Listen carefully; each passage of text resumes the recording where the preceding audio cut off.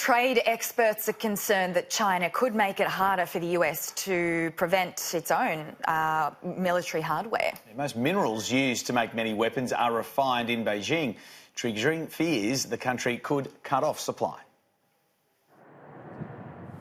3, 2, 1, fire in the hole.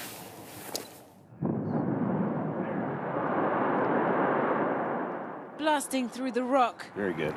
to reach the precious metals underneath. Beautiful sight to see. These are busy times here in Mountain Pass, California. A mine thrown into the spotlight by the US-China trade dispute. Is this the busiest you've known it? Right now it is, and we continue to accelerate more and more each day. This is the only rare earths mine in the United States, but just 2 years ago, it was sitting idle after the previous owners went bankrupt. Now, though, it's well and truly back up and running. The current owners say it accounts for more than 10% of global rare earth supplies.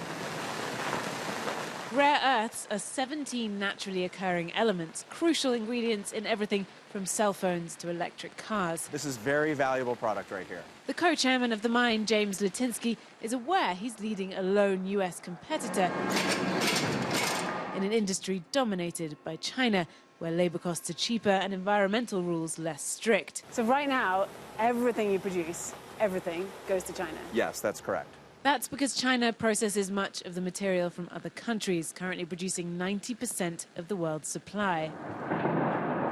Beijing recently threatened to use that dominance as leverage in the trade dispute, hinting it could restrict rare earth exports, cutting off not only US companies, but also the military, which uses rare earths in jet engines, satellites, and missile defense systems. The Pentagon told us they're, quote, working closely with the President, Congress, and the industrial base to mitigate US reliance on China for rare earths. My first reaction is, wow, what have we bought? Mountain Pass has its own plans to reduce its reliance on China, this massive processing facility that they plan to get up and running by next year.